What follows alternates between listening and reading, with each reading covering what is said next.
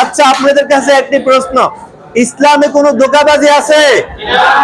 ইসলামে এখন এক কথা, একটু পরে আরেক কথা, এই ধরনের কোন নীতি আছে? ইসলাম কয় নীতিতে বিশ্বাসী? জোরে বলেন, কয় নীতিতে? সুতরাং ইসলাম যদি এক নীতিতে বিশ্বাসী হয়, ইসলামিক সংগঠন হিসেবে আজকে আমি যে কথা বলবো, কালকে সেই কথা, ক্ষমতার জন্য আমি আমার কথাকে দুই রকম করতে পারি না। বাংলাদেশে ইসলামিক যত দল আছে, তোর মধ্যে নীতি আদর্শের দিক থেকে ইসলামী আন্দোলন বাংলাদেশ আলহামদুলিল্লাহ এক নম্বরে আছে। কি বলেন? ইসলামী আন্দোলন বাংলাদেশ নীতি আদর্শের উপর অটল অবিচল থেকে রাজনীতি করে। প্রিয় ভাইরা, ইসলামী আন্দোলন বাংলাদেশ এই বছর নির্বাচনে প্রায় 22 লক্ষ ভোট পেয়েছে। এখন হয়তো প্রশ্ন জাগতে পারে, এত কম কেন? আচ্ছা বলেন তো, বর্তমানে নামাজের সংখ্যা বেশি নাকি বেনামাজের সংখ্যা বেশি?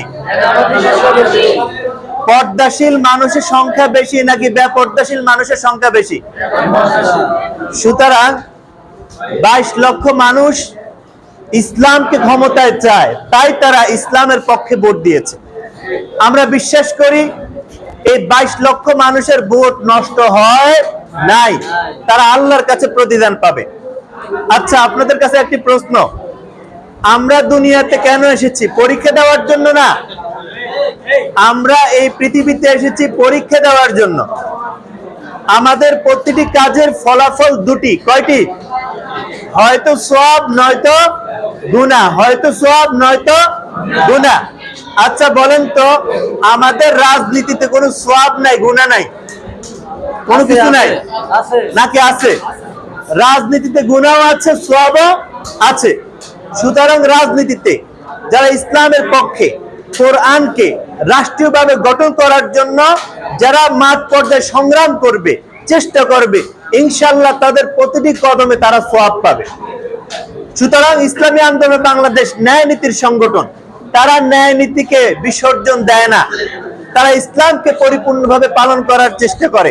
আচ্ছা বলেন তো, বাংলাদেশে এনসিপির কোন ভোট আছে? জোরে বলেন, এনসিপির কোন ভোট আছে? নাই। তবে তারা লেহাজু করে 6টা আসন পেয়েছে। ইসলামী আন্দোলন বাংলাদেশ যদি ক্ষমতার রাজনীতি করত, ইবাদতের রাজনীতি না করত, তাহলে অবশ্যই 15 থেকে 20টা আসন তারা পেত, জয় অর্জন করত। তা আসুন, এই ন্যায় নীতির সংগঠনকে স্ট্রং ভাবে ধরে রাখার চেষ্টা করুন। আমরা মানবতার পক্ষে কাজ করি। এখন থেকে মানুষের ধারে ধারে যাই। 9 নং দেওয়াটি ইউনিয়নে এমন কোন ব্যক্তিও যেন না থাকে না খেয়ে মারা যাবে, এমন কোন ব্যক্তিও যেন না থাকে তারা বিনা চিকিৎসা মারা যাবে।